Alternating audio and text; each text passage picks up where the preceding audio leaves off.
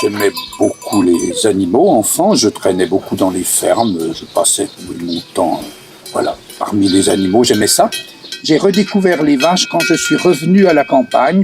Et d'un seul coup, j'ai découvert cette sorte de tranquillité du paysage. La vache, comme ça, était là parmi chez elle et tout. Et ça y est, ça m'est tombé dessus. C'est un peu... Claudel, c'était derrière son pilier. Lui, c'est Dieu, mais moi, c'était une déesse. C'est Yo. C'est Yo. Une belle charolaise. Encore que je ne sais pas, elle était peut-être plutôt de couleur, parce qu'ici elles sont un peu croisées, les vaches dans ce temps-là, elles l'étaient. On était un peu moins près de l'INRA, voilà. Et en tout cas, elles avaient des cornes dans ce temps-là, ça j'y tiens.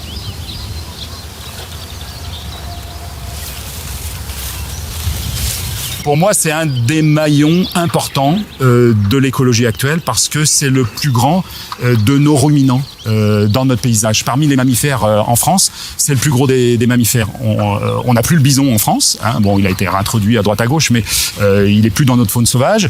Dans la faune sauvage, on a le cerf. Hein, mais l'auroch faisait partie de cette faune sauvage qui a disparu, et la vache, c'est son ancêtre, c'est son descendant. Donc pour moi, c'est vraiment le descendant du plus grand mammifère sauvage qu'il y ait eu sous nos contrées. L'auroch, il apparaît sur Terre il y a à peu près 500 000 ans, au Pléistocène moyen. C'est un animal dont les premiers restes osseux sont découverts en Inde, et il a diffusé très largement puisqu'il va des côtes atlantiques de l'Europe, on va dire, de chez nous, jusqu'aux côtes pacifiques de l'Asie, hein, et toute l'Afrique du Nord. Donc c'est un animal sauvage qui est à l'origine de tous les bovins domestiques qu'on connaît sur Terre. C'est l'ancêtre sauvage des bovins domestiques. Et le dernier spécimen attesté, c'est en 1627 en Pologne. Une femelle de 30 ans qui est le dernier spécimen attesté sur Terre pour cette espèce sauvage. Alors entre deux, l'histoire du bœuf s'est déclinée il y a 10 000 ans, au Néolithique, donc au Proche-Orient, par la domestication des bovins. Alors, t'es qui toi ?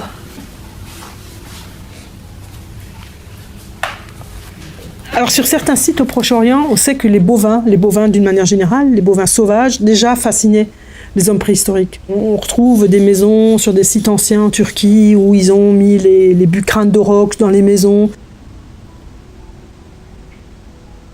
Et chasser un auroch, je pense que c'était du sport. C'était pas un animal qui se laissait capturer et abattre facilement. Donc je pense qu'il y avait déjà c'était un animal qui était déjà perçu de manière très prestigieuse. On a longtemps pensé que ces premiers bovins domestiques avaient été domestiqués pour leur rapport en viande. C'est quand même un des animaux les plus gros, les plus imposants, les plus corpulents, et donc qui était susceptible de livrer aussi un bon ravitaillement en viande.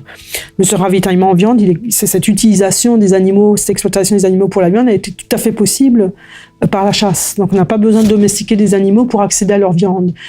Et peut-être que l'accès à d'autres produits qui ne se trouvent pas dans la nature, auxquels on n'accède pas directement dans la nature, comme le lait, ça pouvait être une des motivations de la domestication. Et l'utilisation du lait, elle est visible à travers d'autres indices, comme le contenant des céramiques en Grèce révèle très tôt l'exploitation, l'utilisation du lait des bovins, mais aussi de tous les ruminants. Un autre intérêt de ces animaux puissants, c'était peut-être leur utilisation pour le portage, pour le bât, des animaux qui portaient des lourdes charges. La domestication ancienne, on pense plutôt au bât plutôt qu'à la traction. Et la traction, elle est avérée dès le 4e millénaire. Donc on retrouve des engins de traction sur les sites du Jura avec le double joug pour bovins associé au travois. Donc ces animaux, ils avaient beaucoup d'autres qualités à faire valoir sur leur palette pour susciter la domestication que la seule viande.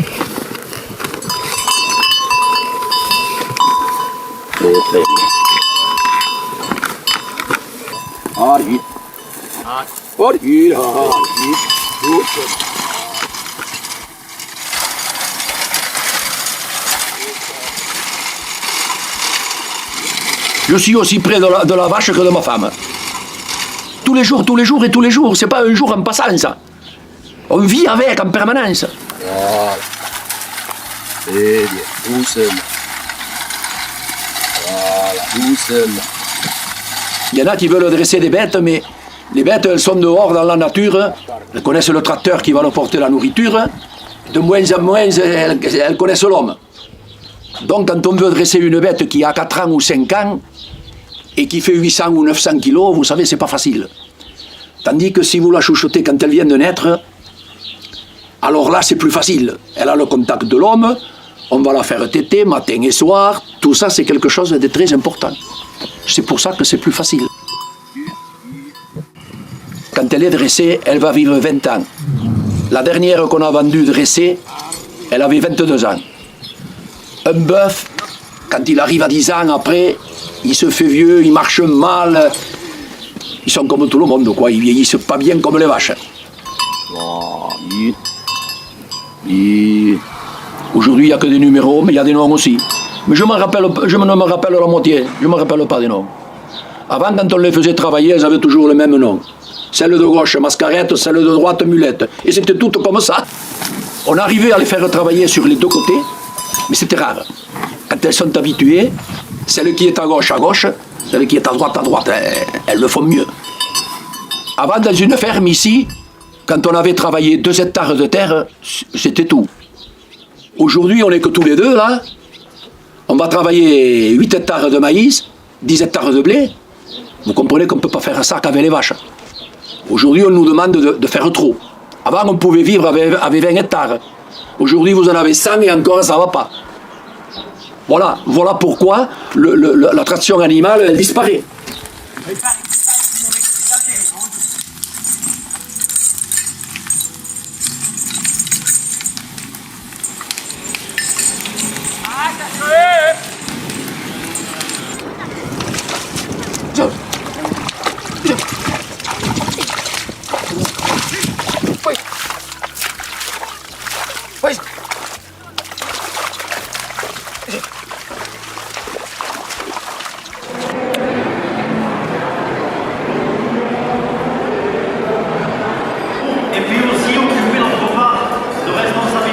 La spécialisation effectivement des races en fonction de leur aptitude, elle est venue petit à petit quand même, parce qu'il y avait d'emblée, depuis toujours, des races qui étaient plus des races laitières, par exemple ce qu'on appelait la hollandaise, qui est devenue la frisonne, la fameuse vache pie-noire que l'on voit partout. La normande était vraiment une vache qui donnait du lait et du fromage. A contrario, la charolaise était vraiment une vache, et depuis toujours, à vocation allaitante, bouchère. Il y avait des races mixtes. Il y avait beaucoup de races mixtes. Ce qu'on appelait la race mixte, qui était à peu près bonne partout. Donc il y a déjà une diminution d'un certain nombre de races locales dès la fin du 19e et le début du 20e, qui va s'accélérer avec les 2 grandes guerres, si bien qu'à la fin de la Seconde Guerre mondiale, il y a un ingénieur agricole, un inspecteur qui était très, très connu, qui s'appelait Monsieur Quittet, qui a dit écoutez, c'est simple, on a besoin finalement que 6 races en France, 3 laitières, 3 allaitantes. La race allaitante, c'est les races qui donnent de la viande. Ça allait se faire, mais il y a eu un mouvement, en fait. Il y a eu un mouvement chez les paysans, chez les agriculteurs, qui tenaient à leur race. Et il y a donc beaucoup de races qui, à ce moment-là, ont été préservées par les agriculteurs. Ils considéraient que même si elles étaient peut-être moins productives en termes de lait ou en termes de viande, c'était quand même des animaux qui étaient bien adaptés, qui étaient beaucoup moins malades, qui étaient beaucoup plus longévives, qui n'avaient jamais besoin de voir le vétérinaire, qui faisaient leur vélage de façon extrêmement facile, qui étaient moins sélectionnés, mais beaucoup plus rustiques. À la fin du XXe siècle, début du XXIe, donc c'est récent, avec cette prise en compte de l'importance du bien manger, du circuit court, de la